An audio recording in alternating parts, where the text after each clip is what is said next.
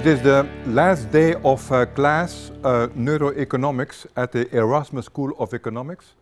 My student had to do a very difficult class, so we learned a lot, new things.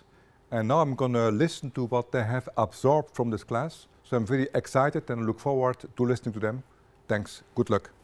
We are here today because we want to find the best new partner for our law firm. Let's start talking about optimism and impulsivity first. Both impulsivity and optimism are behavioral traits linked to the neurotransmitter serotonin.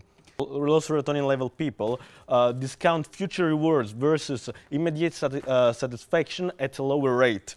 That there is a strong link between serotonin deficiencies and major patients affected by major depression. How can we discover the level of serotonin in the person we want to hire? Well, we have three methods, three ways to do that. The first one, in order to know if somebody might be a depressed subject, we could play an ultimatum game with them.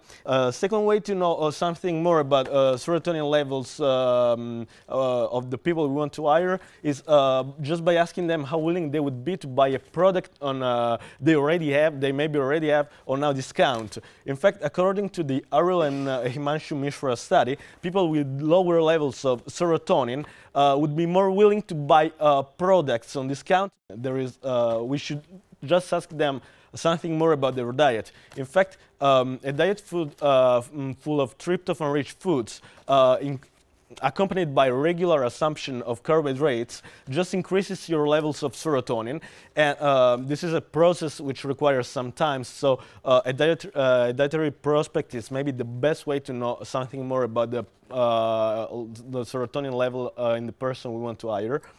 Yeah, to be a lawyer is no picnic, so we really need to resist to stress. Here are some stress disorders caused, among others, by an irregular cortisol level, which is obesity, depression, and the burnout syndrome. So we really want to avoid that. So how can somebody now prevent suffering from a stress disease? The solution is by using stress killers. By aerobic exercising like running, cycling, or by following a healthy diet, eating healthy food like that contain vitamins and minerals, or like Gabriel said, food that contains serotonin. I'm gonna talk about testosterone. First of all, testosterone can increase your motivational drive, and that acts through the upregulating of the ventral stratum. Second of all, testosterone has anxiety reduction properties, and this is not genomic pathway, and it works through the GABA receptor signaling. Third of all, testosterone can increase your threat vigilance. This happens through amygdala activation. Testosterone has two effects. It downregulates your HPA response, your HPA stress response, and it also attenuates your sympathetically mediate stress response. It's something called fight or flight. It's a mechanism where when you are under stress, your body prepares you to fight or to run away from the thing. So finally, so testosterone is extremely desirable. Like, should we search for a partner with like high levels of testosterone? And the answer is okay. It might help you, but there's a downside. Usually, humans are aware and conscious about others, and when you have high levels of testosterone, you become more competitive and you lose awareness of the others. The next trait that we think our partner should have is empathy.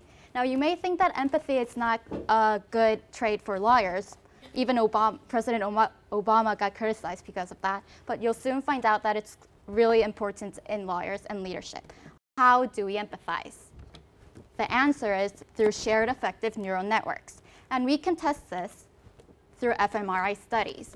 Well, there are two roles of empathy. The first one is the epistemological role, in which empathy provides a direct, accurate estimate of another person's future actions and needs because they share the same emotions. A lawyer needs that because if a lawyer can empathize, he can know what the jury, judge, or other people are going to say, and so he can make himself more persuasive. Moreover, there's a social role. This is also important because it promotes cooperation and also it facilitates communication.